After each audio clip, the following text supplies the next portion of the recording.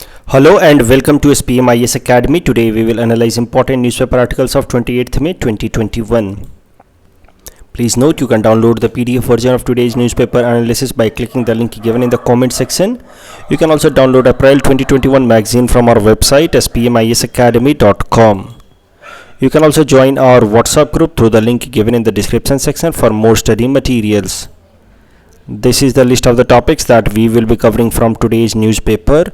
The first article is taken from editorial segment. It is about Bangladesh Sri Lanka currency swap agreement, and this topic is important from our syllabus paper 3 international relations point of view. So सबसे पहले देखते हैं कि current news है क्या। तो बांग्लादेश की central bank ने $200 मिलियन की करेंसी स्वैप एग्रीमेंट साइन की है श्रीलंकन गवर्नमेंट के साथ। तो क्या होता है करेंसी स्वैप, पहले वो समझते हैं। करेंसी स्वैप एक तरह का लोन है जिसमें लोन दिया जाता है एक पर्टिकुलर करेंसी में, मान लीजिए डॉलर में लोन दिया जाता है और दूसरे करेंसी में वो लोन का पैसा चुकाया जाता है, तो इसको कहते हैं करेंसी स्वैप। ये स्वैप वर्ड पे ध्यान दीजिएगा। स्वैप मतलब होता है आप चेंज करना। तो लोन दिया गया मान लीजिए डॉलर में, पैसा रिटर्न होया किसी दूसरे करेंसी में, तो that is known as currency swap agreement.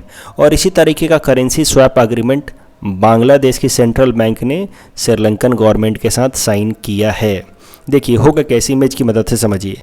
Bangladesh की सेंट्रल बैंक जिसका नाम है बांग्लादेश बैंक, वो श्रीलंकन गवर्नमेंट को $200 मिलियन देगी इन डॉलर्स में ये देगी ये अमाउंट।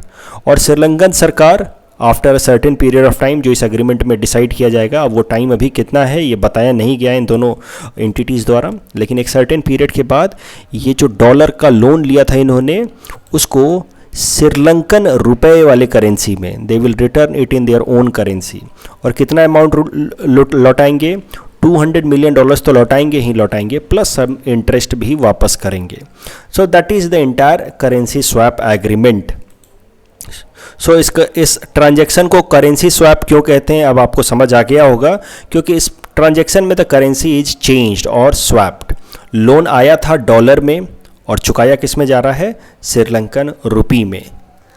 तो मन में आपके सवाल आएगा कि आखिर क्यों बांग्लादेश इस तरह का एग्रीमेंट डील क्यों साइन कर रहा है?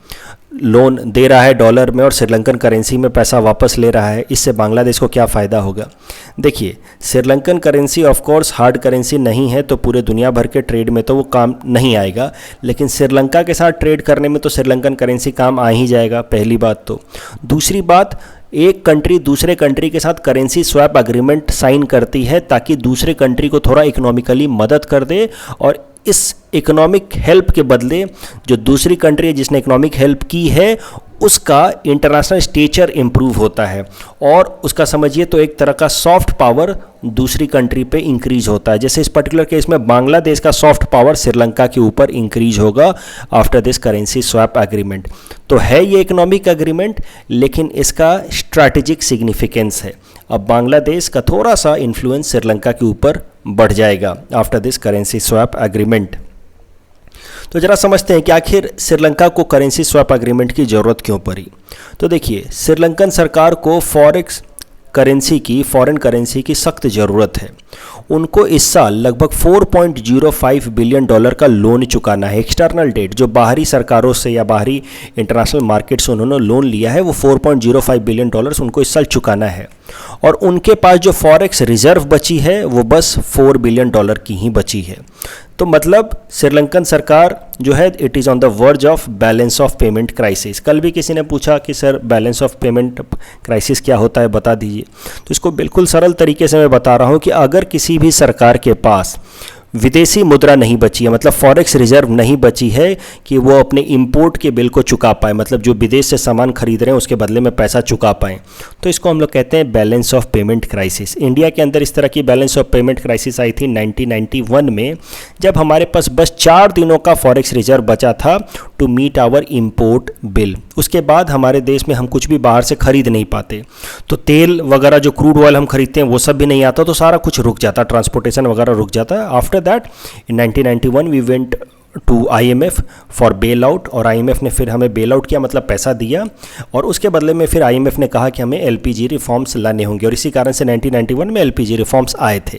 तो come back to the topic, तो श्रीलंकन सरकार जो है it is on the verge of balance of payment crisis, और यही कारण है कि इसको इस करेंसी स्वैप एग्रीमेंट की अर्जेंट नीड थी, यानी it has went for this currency swap agreement with Bangladesh.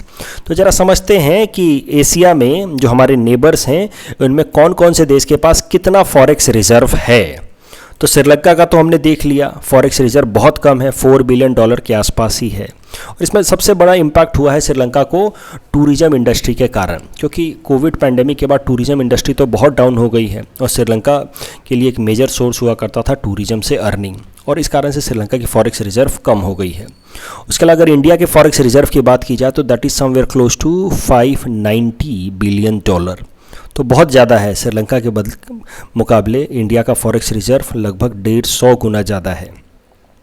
लेकिन अगर हम इंडिया को कंपेयर करें चाइना से तो फिर हमारी फॉरेक्स रिजर्व भी बहुत कम पाई जाएगी। अब देखिए चाइना का फॉरेक्स रिजर्व है लगभग $3,400 billion, in fact it is highest in the world. वही अगर बांग्लादेश की बात की जाए तो बांग्लादेश के पास भी सफिशिएंट फॉरेक्स रिजर्व है, that is somewhere close to $45 billion.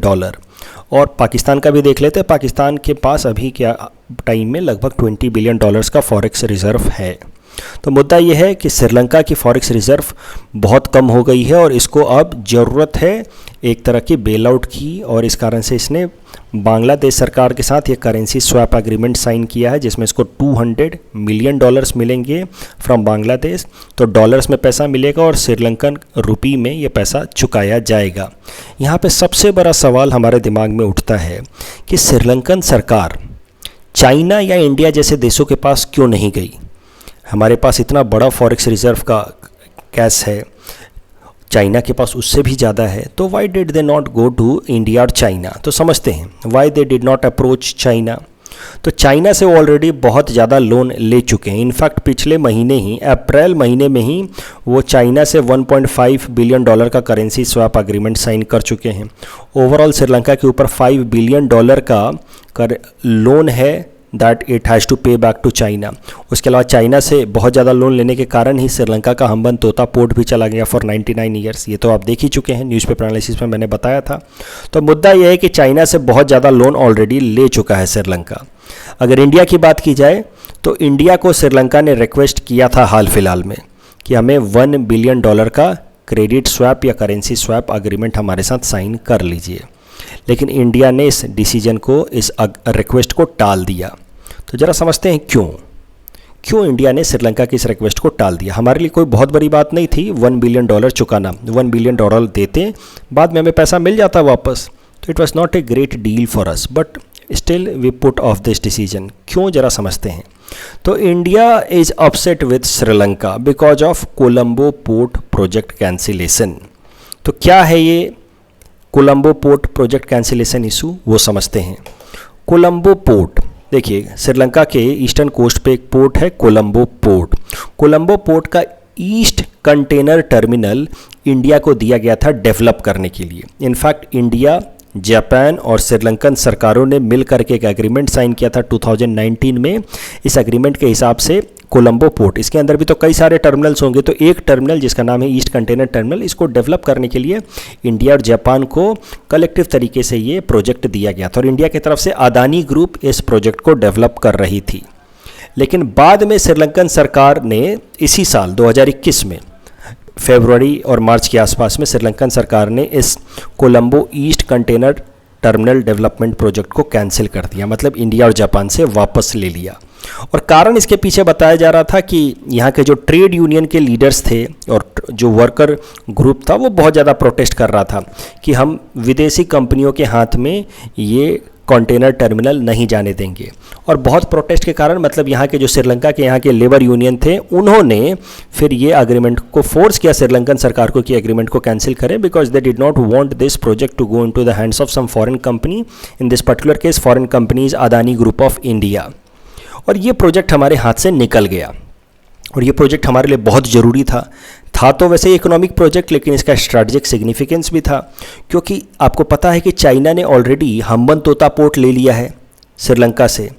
तो अब हम कोलंबो पोर्ट अगर ले लेते, यहाँ पे अगर हमारा प्रेजेंस होता तो it could in some way nullify the impact of Hambantota port. तो you can say that this Colombo port project was being seen as India's response to Hambantota port built by China in Sri. लेकिन अब ये पोर्ट प्रोजेक्ट हमारे हाथ से छीन लिया गया, तो इस कारण से इंडिया अपसेट था श्रीलंका से. श्रीलंका ने इसको कंपनसेट करने की कोशिश भी की. श्रीलंकन प्रेसिडेंट गोटबाया राजपक्षा ने कहा, इंडिया को ऑफर दिया कि आप ईस्टर्न टर्मिनल छोड़ करके आप वेस्टर्न टर्मिनल को डेवलप करें ऑफ कोलंबो पोर्ट. बहुत बढ़िया ऑफर दिया उन्होंने. इन्होंने कहा कि आपको तो ईस्टर्न टर्मिनल पोर्ट में बस 49% का स्टेक दिया था हमने, वेस्टर्न कंटेनर टर्मिनल पोर्ट में 85% का स्टेक देते हैं, आप इसको डेवलप कीजिए. लेकिन by this time India was already upset. क्यों? क्योंकि इंडिया का कहना है कि वाई यूनिलैटरल रिवोकेशन, बिना हमें बताए, बिना हमें कॉन्फिडेंस में लिए आपने ये प्रोजेक्ट अपने आप क्यों कैंसिल किया. और इस कारण से India is slightly upset with Sri Lankan government. और इस कारण से फिर हुआ क्या कि भारत सरकार ने कहा कि ठीक है, आपको वेस्टर्न टर्मिनल देना है तो दीजिए, लेकिन हमसे बात मत कीजिए, अदानी ग्रुप से डायरेक्ट बात कीजिए, उसको डेवलप करना होगा तो करेगा.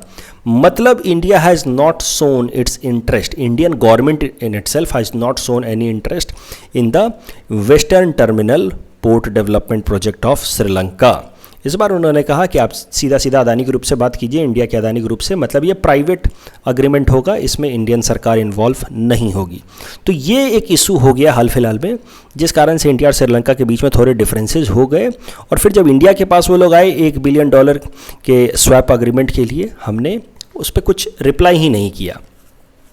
तो अब थोड़ा इवैल्यूएट करते हैं कि ये जो स्टेप लिया है भारत सरकार ने, ये इंटरनेशनल रिलेशंस पर्सपेक्टिव से या स्ट्रैटेजिक पर्सपेक्टिव से कितना सही है. तो आप कह सकते हैं कि भारत सरकार को ये मौका मिस नहीं करना चाहिए था. The government should not have missed this opportunity of helping Sri Lanka and helping it out of BOP crisis, क्योंकि $1 billion is a small sum of money for India as far as our ties with neighbours is concern. हम बहुत पैसा वैसे भी खर्च करते हैं neighbour countries के साथ अपने रिलेशंस को इम्प्रूव करने के लिए. हमारी फॉरेन पॉलिसी ही है नेबर फर्स्ट, और उस फॉरेन पॉलिसी को इम्प्लीमेंट करने के लिए बहुत सारा डेवलपमेंटल प्रोजेक्ट्स ऑलरेडी हम लेते हैं. उसमें $1 बिलियन का करेंसी स्वैप अग्रीमेंट हमें साइन कर देना चाहिए था, but somehow we missed this opportunity. अब ये जो करंट डेवलपमेंट हुआ है उससे हमें क्या क्या नुकसान हो सकता है वो ज़रा समझते हैं. Of course it can hamper India Sri Lanka relations. आज तो श्रीलंका मजबूर है, लेकिन जब वो इस BOP क्राइसिस से इमर्ज हो जाएगा तो नेचुरली वो चाइना टिल्ट होगा. उसने देख लिया है कि जब हमारी ज़रूरत पड़ी तो मजबूरी में इंडिया ने हमारी मदद नहीं की. And this will go against India's neighbour first policy and Gujral doctrine. तो जो हमारा एक फॉरेन पॉलिसी है गुजराल डॉक्ट्रिन या नेबर फर्स्ट पॉलिसी, जिसको हम क्लेम करते रहते हैं कि देखो इन दोनों पॉलिसीज़ एग्जाम्पल हैं कि हम अपने नेबर्स के साथ अपने रिलेशंस को कितना इंपॉर्टेंस देते हैं. ये दोनों ही पॉलिसीज़ को रियल सेंस में जब इम्प्लीमेंट करने की बारी आई तो हमने किया नहीं. तो इस कारण से ये both these policies will lose its appeal. Neighbour first policy तो नाम से ही आपको समझ आ रहा है, पहले भी न्यूज़पेपर एनालिसिस में मैं करा चुका हूँ, where the neighbour countries of India will be given preferential treatment. Gujral doctrine को जल्दी से रिवाइज करा देता हूँ मैं.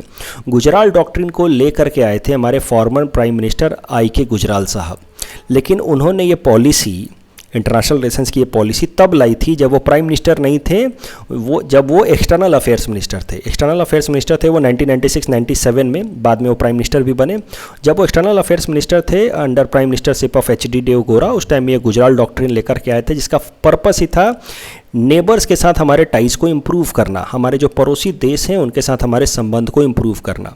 और गुजराल डॉक्ट्रिन का थीम क्या है वो समझिए, नॉन रेसिप्रोकल अकोमोडेशन. इस टर्म को समझिए. IR के सारे आंसर्स जो हैं वो टर्मोलॉजीज़ का ही खेल है.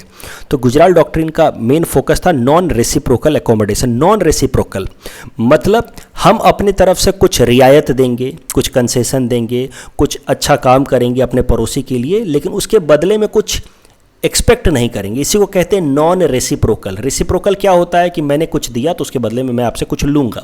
नॉन रेसिप्रोकल कि मैंने बस आपको कुछ दे दिया आउट ऑफ गुडविल जेस्चर.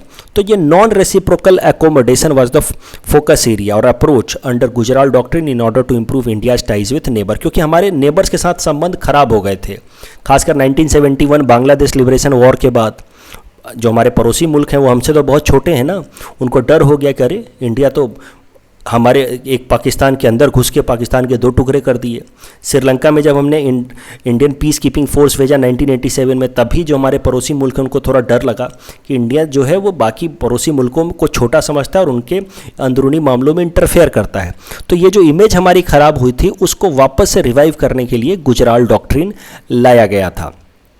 तो ये जो गुजराल डॉक्ट्रिन है अभी तक काफ़ी सिग्निफिकेंट है हमारी फॉरेन पॉलिसी मेकिंग में। नेबर फर्स्ट पॉलिसी भी है इसी लाइन में, लेकिन ये दोनों ही पॉलिसी जो है अब इस श्रीलंकन इस इवेंट के बाद लगता है कि they are just a lip service, और उसको इम्प्लीमेंट करने की बारी आई तो हमने किया नहीं। और जो सबसे बड़ा नेगेटिव इम्पैक्ट होगा इंडिया के लिए आफ्टर दिस पर्टिकुलर इवेंट वो ये होगा कि बांग्लादेश का इमेज अच्छा हो गया साउथ एशिया में, Bangladesh image is getting a boost, जबकि इंडिया का इमेज थोड़ा ख़राब हुआ। पहली बार बांग्लादेश ने किसी को इकोनॉमिक हेल्प की है, तो बांग्लादेश भी अब अपने आप को इकोनॉमिक पावर की तरह देखेगा धीरे धीरे साउथ एशिया में खासकर।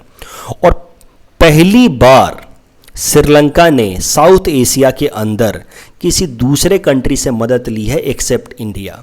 तो साउथ एशिया के अंदर श्रीलंका को अगर किसी ने आज तक इकोनॉमिकली मदद की थी तो वो बस इंडिया ही था, और हमें श्रीलंका को अपने ऊपर ही डिपेंडेंट रखना चाहिए था। ये रिलेशन कंटिन्यू होना चाहिए था ताकि श्रीलंका हमारे ऊपर थोड़ा टिल्टेड रहे।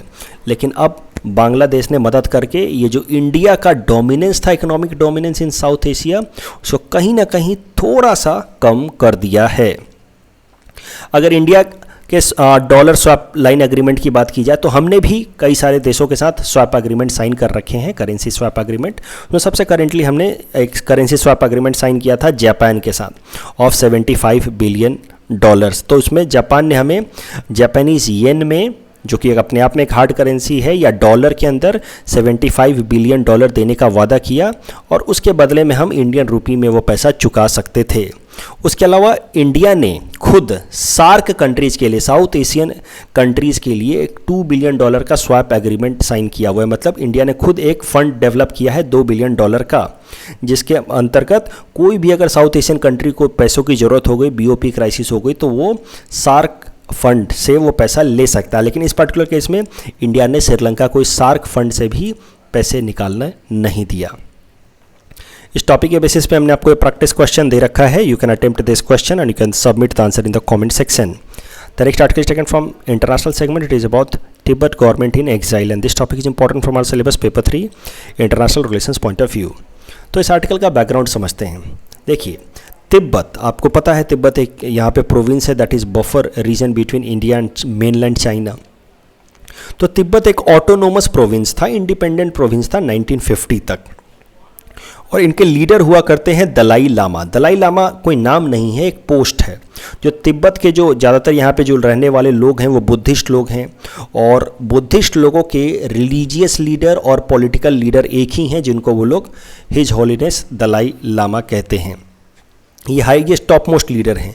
तो दलाई लामा का यहाँ पे आप समझिए कि एक तरह से उनका रूल था या उनका एडमिनिस्ट्रेशन था। लेकिन 1950 में चाइना ने तिब्बत पे अटैक कर लिया और इसको अक्वायर कर लिया पूरी तरह से, और दलाई लामा को अपने फॉलोअर्स के साथ चाइना को छोड़ करके, ये तिब्बत को छोड़ करके इंडिया में आकर के शरण लेनी पड़ी। और उस टाइम के जो हमारे प्रधानमंत्री थे जवाहरलाल नेहरू, उन्होंने दलाई लामा को इंडिया में शरण दी और उनके लिए एक ऑफिस बनाया धर्मशाला में, ए सीट फॉर दलाई लामा इन धर्मशाला। ये जो पर्टिकुलर इवेंट है, ये कारण है behind 1962 war between India and China, क्योंकि जब हमने धर्मशाला के अंदर दलाई लामा को शरण दी तो चाइना के पास एक गलत मैसेज गया कि कहीं ना कहीं India wants to interfere into the Tibet matter of China. हमने चूँकि शरण तो इसलिए दिए थे क्योंकि ये रिलीजियस लीडर हैं, बुद्धिस्ट रिलीजियस लीडर हैं, और Buddhism is one of very pious religion in India. तो रिलीजियस ग्राउंड पे हमने शरण दिया, लेकिन हमने प्रॉपर कम्युनिकेट नहीं किया चाइना के साथ कि देखो ये बस रिलीजियस एंगल से इसको देखिए, इसको स्ट्रेटजिक एंगल से मत देखिए। लेकिन कहीं ना कहीं कम्युनिकेशन वीक था, चाइना को गलत मैसेज गया, और धीरे धीरे हमारे बीच में थोड़े से आप मिसकम्युनिकेशन होने लगे, that ultimately resulted into 1962 Sino India war. China ने तिब्बत को अक्वायर कर लिया और यहाँ पे फिर जो लोग रह गए, दलाई लामा तो वापस आ गए इंडिया में धर्मशाला के अंदर, जो लोग यहाँ पे रह गए उनके साथ बहुत एट्रोसिटीज़ की चाइनीज़ आर्मी ने, forced abortion, sterilisation of Tibet women, ताकि इस एरिया में इन मॉन्क्स की पॉपुलेशन घटे, तिब्बतन लोगों की पॉपुलेशन घटे और मेनलैंड चाइनीज़ को लाला करके यहाँ पे सेटल कराना शुरू कर दिया। तो इस तरीके से तिब्बत के अंदर जो मॉन्क्स और जो बुद्धिस्ट पॉपुलेशन है या उनका कल्चर है वो धीरे धीरे खतरे में आने लगा। और जब दलाई लामा इंडिया में आए और उनको धर्मशाला में सीट दिया गया, तो उसके बाद दलाई लामा ने एक Tibet government in exile establish किया एट धर्मशाला इन 1959। तो Tibet government in exile at Dharamshala establish किया दलाई लामा ने। तो समझते हैं कि Tibet government in exile, in fact government in exile का क्या मतलब होता है। What is the meaning of government in exile? Government in exile is the one who has no control over its own territories. मान के चलिए कि आपका ये देश है, जैसे इस केस में दलाई लामा का ये देश है, लेकिन और ये अपने आप को यहाँ का लीडर मानते हैं, लेकिन किसी कारण से किसी ने अटैक कर दिया, दूसरे पड़ोसी मुल्क ने अटैक कर दिया और इनको ये देश छोड़ करके भाग के आना पड़ा। तो ये अभी भी अगर अपने आप को इस देश का लीडर मानते हैं तो ये बोलेंगे कि अभी के लिए एक टेम्पोररी गवर्नमेंट मैंने यहाँ पे बनाया है, गवर्नमेंट इन एग्जाइल, जो बाहर में से है यह गवर्नमेंट इन एग्जाइल, लेकिन वक्त आने पे वापस से हम अपने लैंड को अक्वायर करेंगे और हम वापस से इस एरिया पे रूल करेंगे। अगर गवर्नमेंट इन एग्जाइल का आपको कॉन्सेप्ट समझना है तो आप हिस्ट्री याद कीजिए, कैसे सुभाष चंद्र बोस ने गवर्नमेंट इन एग्जाइल इस्टेब्लिश किया था रंगून में, कि उनका मानना था कि देखिए भारत हमारी टेरिटरी है, लेकिन अभी यहाँ पे ब्रिटिशर्स का राज है, लेकिन आज नहीं तो कल उन्होंने यहाँ पे रंगून में कहीं पे government in exile of India बनाया था। तो आज नहीं तो कल सुभाष चंद्र बोस का मानना था कि हम वापस से अपने लैंड को अक्वायर करेंगे और इस सरकार को वापस इसकी ज़मीन दिलाएंगे। सो that is the meaning of government in exile, कि कहीं विदेश से कहीं दूसरे जगह से अपने सरकार को एक ऑफिस दे रखा है ताकि फॉर्मल सेंस में सरकार जिंदा है और कभी ना कभी फ्यूचर में इस सरकार का, गवर्नमेंट इन एग्जाइल का फ्यूचर प्लान होता है कि अपने टेरिटरी को वापस से अक्वायर किया जाए। तो Dalai Lama established a government in exile in 1959 और ही क्लेम्स कि जो गवर्नमेंट इन एग्जाइल है in Dharamshala that is the real government for Tibet, not the China. फिर धीरे धीरे ये जो गवर्नमेंट इन एग्जाइल है तिब्बत की, उसने अपना स्टैंड चेंज किया। 1974 में एक मेजर चेंज आया। 1974 से पहले the Tibet government in exile demanded complete independence of Tibet from China, लेकिन 1974 के बाद धीरे धीरे इनको रियलाइज़ होने लगा कि तिब्बत को पूरी तरह से आज़ाद कराना संभव नहीं है, and that is why they change their stand. और उसके बाद से उन्होंने थोड़ा अप्रोच अपना बदला। दे सेड कि they only want China to stop repression against Tibet Buddhist को हरास करना छोड़े चाइना। उसके अलावा they demanded some autonomous representation to Tibetans in China. मतलब ओवरऑल सरल शब्दों में कहा जाए तो चाइना देश के अंदर ही रहेगा तिब्बत, लेकिन तिब्बत के लोगों को थोड़ा ऑटोनोमस तरीके से अपने एरिया को रूल करने का अधिकार दिया जाए।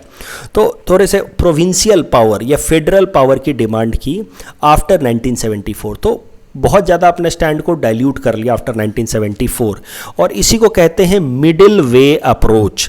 तो बुद्धा के पॉलिसी से, बुद्धा की फिलॉसफी से इंस्पायर होकर के अप्रोच निकाला। आपको भी पता होगा बुद्धा की प्रिंसिपल भी है माध्यमिक मार्ग, मिडिल पाथ, कोई भी साइड में एक्सट्रीम में ना जाओ। तो ये लोग भी बुद्धिस्ट हैं और बुद्धा से इंस्पायर होकर के उन्होंने मिडिल वे अप्रोच निकाला कि देखो हमें पूरी तरह से आज़ादी भी नहीं चाहिए लेकिन पूरी तरह से गुलामी भी नहीं चाहिए, बीच का एक तरीका निकालते हैं, ऑटोनोमी दे दो। ओवरऑल हम चाइना के नीचे रहेंगे बट इन ऑटोनोमस मैनर। अब करंट न्यूज़ पे आ जाते हैं सीधा। देखिए तब से तिब्बत गवर्नमेंट इन एग्जाइल चल रहा है, लेकिन तिब्बत गवर्नमेंट इन एग्जाइल का जो डिमांड है कि हमें ऑटोनॉमी दे दो, वो अभी तक चाइना ने माना नहीं है। तो वैसे ही सिचुएशन आज तक चल रही है। तो तिब्बत गवर्नमेंट इन एग्जाइल में उनके अपने प्रेसिडेंट होते हैं, उनका टाइम टू टाइम इलेक्शन होता है। धर्मशाला में ही ये लोग रहते हैं, अपने आप को ये मेन सरकार मानते हैं तिब्बत का, लेकिन रहते धर्मशाला में हैं। तो इनका टाइम टू टाइम इलेक्शन होता रहता है। तो हाल फिलहाल में करंट न्यूज़ ये है कि तिब्बत गवर्नमेंट इन एग्जाइल का इलेक्शन हुआ है और उसमें एक लीडर हैं Penpa Tsering. He has been elected as new president of Tibet government in exile, Penpa Tsering. और इन्होंने प्रेसिडेंट पोस्ट को संभालने के बाद क्या कहा है वो भी ज़रा देखते हैं। He said that his government will tread the path of middle way. जो दलाई लामा ने कहा था वही मिडिल वे पाथ हम फॉलो करेंगे, मतलब we look for some autonomy. Based on it we will reach out to the Chinese government and find a mutually beneficial negotiated non-violent solution to the Sino-Tibet conflict। मतलब बीच का कुछ रास्ता निकालेंगे। लेकिन दिक्कत की बात ये है, द बिगेस्ट चैलेंज इज़ कि जो तिब्बत गवर्नमेंट इन एग्जाइल है, इसको चाइना एक लेजिटिमेट गवर्नमेंट की तरह आइडेंटिफाई करता ही नहीं है। And that is why the communist party of China is never ready to negotiate with this Tibet government in exile. इनसे बात करने को रेडी नहीं है, इनको वो लेजिटिमेट गवर्नमेंट की तरह आइडेंटिफाई नहीं करता।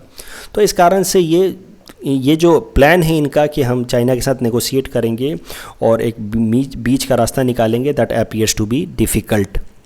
The next article is taken from National segment. It is about Yas cyclone and super moon, and this topic is important from our syllabus paper 2, important geophysical phenomena point of view.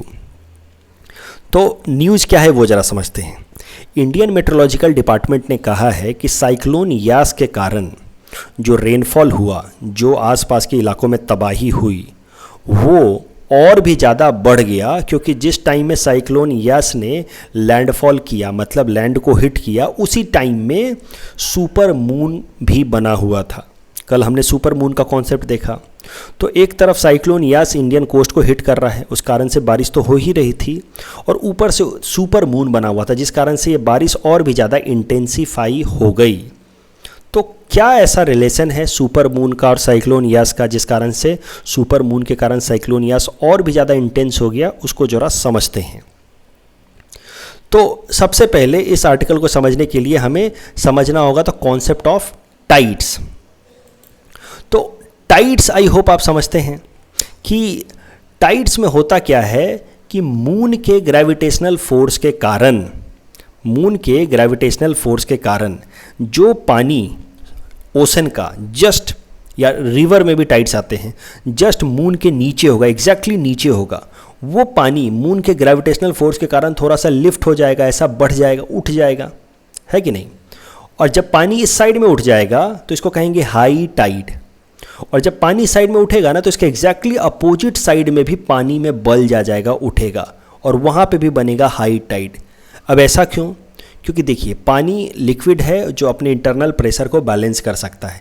तो एक तरफ से अगर पानी उठेगा तो दूसरा तरफ से भी पानी अपना सरफेस हाइट को बढ़ा करके प्रेशर को दोनों साइड से बैलेंस करता है। दोनों साइड से बैलेंसिंग एक्ट हो रहा है। ये इधर से उठा बल जाया तो इधर से भी बल जा गया, बैलेंस करने के लिए इंटरनल प्रेशर को।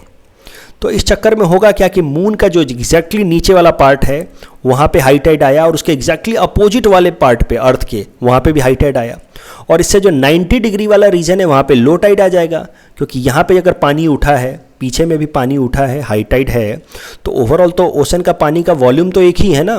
तो इससे जो 90 डिग्री वाला एरिया है वहाँ पे पानी थोड़ा सा चिपक जाएगा, और उसको कहा जाएगा लो टाइड। तो that is the concept of high tide and low tide. I hope you must be knowing the concept of high tide, low tide. High tides and low tides are caused by the moon, gravitational pull of the moon known as tidal force. Force लगेगा, पानी उठेगा, exactly इसके पीछे का पानी भी उठेगा, दोनों जगह हाई टाइड, और इसके 90 डिग्री वाले रीजन में लो टाइड, पानी यहाँ पे चिपका हुआ है। तो इस तरीके से हाई टाइड और लो टाइड होते हैं। अब देखिए सुपर मून और हाई टाइड का क्या रिलेशन है। मून, सुपर मून कब बना? जब मून हमारे अर्थ के नियरेस्ट लोकेशन पर पहुंच गया तब सुपर मून बना, हमने कल ही देखा है। तो जब सुपर मून बना मतलब मून हमारे अर्थ से नज़दीक है, और अर्थ से नज़दीक है इसका मतलब ग्रेविटेशनल फोर्स भी ज़्यादा है मून का ऑन अर्थ। तो उस केस में जो हाई टाइड होगा वो थोड़ा और ऊंचा होगा। क्यों? क्योंकि उस केस में टाइडल फोर्स भी ज़्यादा होगा। मून नज़दीक है, क्यों? क्योंकि सुपर मून बना हुआ है, और सुपर मून होने के कारण मून नज़दीक है, नज़दीक होने के कारण ग्रेविटेशनल फोर्स ज़्यादा, ग्रेविटेशनल फोर्स ज़्यादा होने के कारण the tide, high tide will be higher than normal. Why? Because the tidal force is more. तो high tide will be higher than normal because of super moon, और ऐसे situation को हम लोग कहते हैं spring tide. Spring tide is a situation when high tide in general is higher than normal. तो इस केस में हुआ क्या कि चूंकि सुपर मून एक तरफ था, और सुपर मून के कारण जो हाई टाइड था वो that was higher than normal. तो आप मान के चलिए कि नॉर्मली ये हाई टाइड इसी रीजन तक रहता था हाई टाइड, लेकिन सुपर मून होने के कारण high tide was slightly higher than normal, और ये और अंदर तक पानी घुस गया। तो सुपर मून होने के कारण high tide was higher than normal known as spring tide, और ये पानी अंदर तक शहरों में घुस गया। और तभी एक तरफ सुपर मून है इसलिए high tide was higher than normal, मतलब स्प्रिंग टाइड था, और उसी टाइम में साइक्लोन यास भी आ गया और साइक्लोन यास के कारण बारिश हो रही है। अब साइक्लोन यास की बारिश भी हो रही है, उसके कारण भी बहुत सारा पानी आया, और साथ ही साथ ये स्प्रिंग टाइड का भी पानी शहरों में घुसा हुआ है और इसी कारण से खूब तबाही मच गई। तो ये एरिया देखिए, ये वाला एरिया में एक तरफ साइक्लोन यास हिट कर रहा है, साइक्लोन यास हिट कर रहा है, तो इस कारण से तो पानी इस एरिया में भरा ही, और साथ ही साथ यहाँ पे हाई स्प्रिंग टाइड के कारण भी पानी और अंदर तक चला हुआ था, इसीलिए जो कोस्टल एरिया है में वहाँ पे बहुत ज़्यादा पानी भर गया और बहुत ज़्यादा नुकसान हो गया। Why? Because these two factors happened together. The next article is taken from Assam segment. It is about APEDA to boost export from Assam. This topic is important from our syllabus paper 6 Assam economy point of view. तो क्या है APEDA, पहले समझते हैं। इसका full form है agricultural and processed food products export development authority. नाम से आपको समझ आ रहा होगा कि ये हमारे देश के फूड प्रोडक्ट को एक्सपोर्ट कराने के लिए डायरेक्शन में काम करती है। एक स्टैट्यूटरी बॉडी है that has been established under agricultural and processed food product export development authority act of 1985। तो अंटिल 1985 में एक कानून बना करके इसको बना दिया गया। एक स्टैट्यूटरी बॉडी है that works under ministry of commerce and industry, और इसका मेन काम है फूड प्रोडक्ट्स को एक्सपोर्ट कराना। हर तरह के फूड प्रोडक्ट, चाहे फ्रूट्स हो, वेजिटेबल्स हो, मीट्स हो, पोल्ट्री हो या सीरियल्स हो, सबको एक्सपोर्ट कराने का इसका काम है। आपदा ने असम सरकार के साथ मिलकर के भी कई सारे प्रोजेक्ट्स इंप्लीमेंट किए हैं। इनफैक्ट असम सरकार की एक पॉलिसी है, बहुत इंपॉर्टेंट है APSC स्टूडेंट्स के लिए। उस पॉलिसी का नाम है agriculture export policy of Assam. ये जो agriculture export policy of Assam है, ये APEDA ने असम सरकार के साथ मिल करके डेवलप किया है, और इसमें टारगेट रखा गया है कि by 2024-25 we will double the agricultural exports from Assam. तो जितना भी एग्रीकल्चर एक्सपोर्ट होता है आसाम से, अभी तक उसको डबल कर दिया जाएगा बाय 2024-25। और इस डायरेक्शन में कुछ स्टेप्स भी लिए हैं आसाम सरकार ने APEDA के साथ मिल करके। जो सबसे पहला स्टेप लिया गया वो इस साल मार्च 2021 में इस साल लिया गया, जब हमारे यहाँ पे एक स्पेशल राइस है, बावधान राइस, जिसको रेड राइस भी कहते हैं, जिसको एक्सपोर्ट करना शुरू किया गया टू US। बावधान राइस के बारे में तो आप जानते ही होंगे, मैंने भी न्यूज़पेपर एनालिसिस में बताया था। इसको रेड राइस कहते हैं क्योंकि ये आयरन में बहुत रिच होता है, आयरन के कारण ये रेड कलर का दिखता है। ब्रह्मपुत्रा वैली में उगाया जाता है और इसकी खासियत ये है कि इसमें कोई भी केमिकल फर्टिलाइजर का इस्तेमाल नहीं किया जाता है। The rice is referred as Baodhan which is an integral part of Assamese food, और as the export of the rice red rice grow it would bring and enhance income of farming families of Brahmaputra flood plains. तो उम्मीद की जा रही है कि Bavdhan rice के export के बाद हमारे यहाँ के फार्मर्स की इनकम इम्प्रूव होगी। अब बावधान राइस का एक्सपोर्ट तो शुरू करा दिया APEDA ने, अब दूसरा प्रोजेक्ट लेकर के आ रही है भूत जलोकिया का एक्सपोर्ट शुरू कराना। तो APEDA is planning to start export of Bhut Jolokia. भूत जलोकिया तो आप जानते ही होंगे, आपने खा भी रखा होगा। तो भूत जलोकिया के बारे में थोड़ा समझ लेते हैं। It is cultivated in the states of Nagaland, Arunachal Pradesh, Assam and Manipur. और जो नागालैंड वाला भूत जलोकिया, इसको GI टैग मिला था 2007 में, और अब इसका भी एक्सपोर्ट शुरू करा रहे हैं धीरे धीरे APEDA। इस टॉपिक के बेसिस पे हमने ये प्रैक्टिस क्वेश्चन आपको दे रखा है। You can attempt this question and you can submit the answer in the comment section. In our segment, most probable prelims topics for upcoming UPSC, today we will cover topic number 231 to 235. Topic number 231 is about Indian Ocean Naval Symposium. It is a voluntary initiative that seeks to increase maritime cooperation amongst the navies of the littoral states. इसमें होता क्या है कि navy's आपस में मिलती हैं, navy के जो चीफ्स होते हैं आपस में मिलते हैं और वो आपस में ही इंपॉर्टेंट एक्टिविटीज़ को डिस्कस करते हैं, स्टैंडर्ड ऑपरेटिंग प्रोसीजर्स को डिस्कस करते हैं। इसके total 36 littoral states of Indian Ocean are member of this. यहाँ पे देखिए हमने रिप्रेजेंट कर रखा है कौन कौन इसके मेंबर हैं। ध्यान देने वाली बात ये है कि China is not a member of this, it is just observer country. उसके अलावा Japan also is not a member of it, it is just an observer. In fact वही सारे कंट्रीज़ के मेंबर्स हैं जो डायरेक्टली इंडियन ओशन में अपना coast share करते हैं, ज़्यादातर वही कंट्री हैं। उसके अलावा यूके है, यूके इसलिए है क्योंकि यूके के बहुत सारे आइलैंड्स हैं इंडियन ओशन के अंदर, तो वही सारे कंट्री हैं प्लस यूके है जो इंडियन ओशन में है, दे आर मेंबर कंट्रीज। तो ये ध्यान रखने वाली बात है। इस टॉपिक के बेसिस पे हमने ये प्रैक्टिस क्वेश्चन आपको दे रखा है। You can attempt this question and you can submit the answer in the comment section.